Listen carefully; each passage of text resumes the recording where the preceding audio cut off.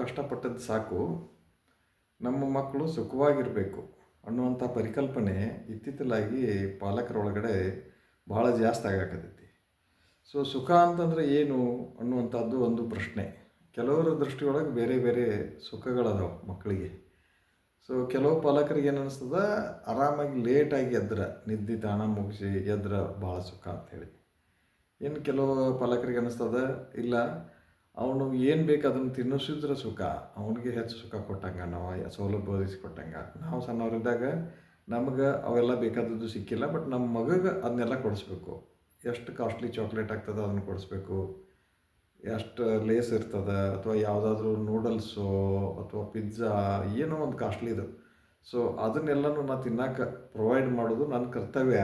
ಅದನ್ನೆಲ್ಲ ತಿನ್ನಿಸ್ಬೇಕು ಮಗುಗೆ, ಅಂದ್ರೆ ನಾನು ನನ್ನ ಪಾಲಕತ್ವದ ಜವಾಬ್ದಾರಿಯನ್ನು ಸರಿಯಾಗಿ ನಿರ್ವಹಿಸಿದಂಗೆ ಅಂಥೇಳಿ ಕೆಲವು ಪಾಲಕರೊಳಗೆ ಈ ಥರದ ಭಾವನೆಗಳನ್ನು ಅದಾವೆ. ಸೊ ಇನ್ನು ಕೆಲವು ಪಾಲಕರೊಳಗೆ ಏನದಾವ ಅಂತಂದ್ರೆ, ಅತ್ಯಂತ ಕಾಸ್ಟ್ಲಿ ಆದಂಥ ಬಟ್ಟೆಗಳನ್ನ ಕೊಡಿಸ್ಬೇಕು, ಪ್ಲೇಸುಗಳಿಗೆ ಕರ್ಕೊಂಡು ಹೋಗಬೇಕು. ಇದು ನಾವು ಮಗು ಕೊಡುವಂಥ ಸುಖ ಮತ್ತು ಕಂಫರ್ಟ್ ಅಂಥೇಳಿ. ಮತ್ತು ಇನ್ನು ಕೆಲವು ಪಾಲಕರೊಳಗೆ ಏನದ ಅಂತಂದ್ರೆ, ಮಗು ಕೆಲಸಗಳನ್ನು ಮಾಡಬಾರ್ದು, ಅದರಾಗೂ ಕನಿಷ್ಠ ಕೆಲಸ ಅಂಥೇಳಿ ಅವ್ರು ಯಾವ ಅಂದ್ಕೊಂಡಾರೋ. ಉದಾಹರಣೆಗೆ ಕಸ ಹೊಡೆದಿರ್ಬೋದು, ನೆಲ ಒರೆಸೋದಿರ್ಬೋದು, ಅಥವಾ ಅಡುಗೆ ಮಾಡೋದಿರ್ಬೋದು, ಅಥವಾ ತಮ್ಮ ಕುಟುಂಬದ ಕೆಲಸಗಳಿರ್ಬೋದು, ಒಕ್ಕಲತನದ್ದು, ಅಥವಾ ಈ ಥರದ್ದು ಯಾವುದಾದ್ರೂ ಕೆಲಸಗಳಿದ್ದು ಅಂದ್ರೆ ಯಾವನ್ನೂ ಮಗು ಮಾಡಬಾರ್ದು. ಮಗು ಆಫೀಸರ್ ಥರ ಇರಬೇಕು, ಲೇಟಾಗಿ ಹೇಳ್ಬೇಕು, ಸ್ವಚ್ಛ ಅಂತ ಬಟ್ಟೆ ಹಾಕೋಬೇಕು, ಆರಾಮಾಗಿ ಅಡ್ಡಾಡಬೇಕು. ಈ ಒಂದು ಪರಿಕಲ್ಪನೆ ಕೆಲವು ಪಾಲಕರೊಳಗಡೆ ಬರಾಕತ್ತೈತಿ. ಬಟ್ ಇದು ಎಷ್ಟರ ಮಟ್ಟಿಗೆ ಸರಿ ಅಂಥೇಳಿ ನಾವೆಲ್ಲರೂ ಯೋಚನೆ ಮಾಡಬೇಕಾಗಿತ್ತು ಈಗ.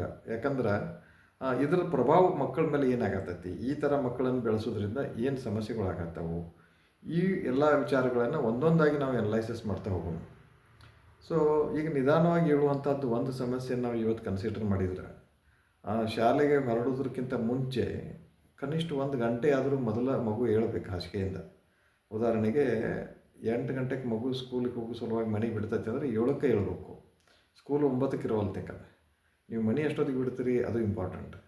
ಸೊ ಮನೆ ಬಿಡೋ ಟೈಮ್ಗಿಂತನೂ 1 ಅವರ್ ಮೊದಲು ಎದ್ರೆ ಮಗು ಕನಿಷ್ಠ, ಇನ್ನೂ ಸ್ವಲ್ಪ ಬೇಗ ಇದ್ರೂ ಚಲೋ, ಬಟ್ ಕನಿಷ್ಠ 1 ಅವರರ ಮೊದಲು ಹೇಳ್ಬೇಕು.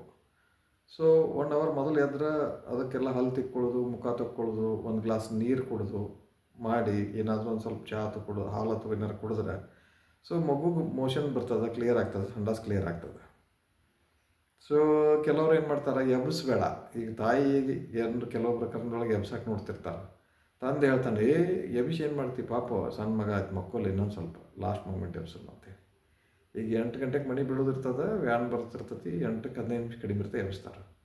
ಅವಸರವಾಗಿ ಇವು ಯಾವ ಕೆಲಸಗಳು ಆಗೋದಿಲ್ಲ.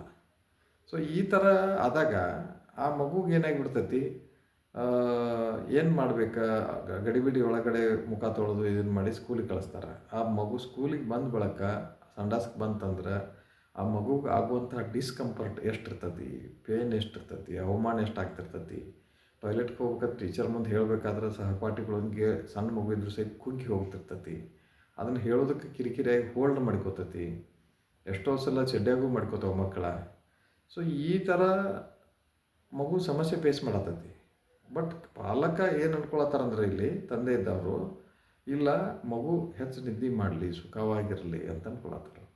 ಬಟ್ ಸುಖ ಯಾವುದು ನಾವು ವಿಚಾರ ಮಾಡಬೇಕಾಗಿತ್ತು ಇಲ್ಲಿ. ಈ ಥರ ಹಲವಾರು ವಿಚಾರಗಳು ಮಕ್ಕಳ ಬೆಳವಣಿಗೆಗಳೊಳಗೆ ನಾವು ನೋಡೋದಿದೆ.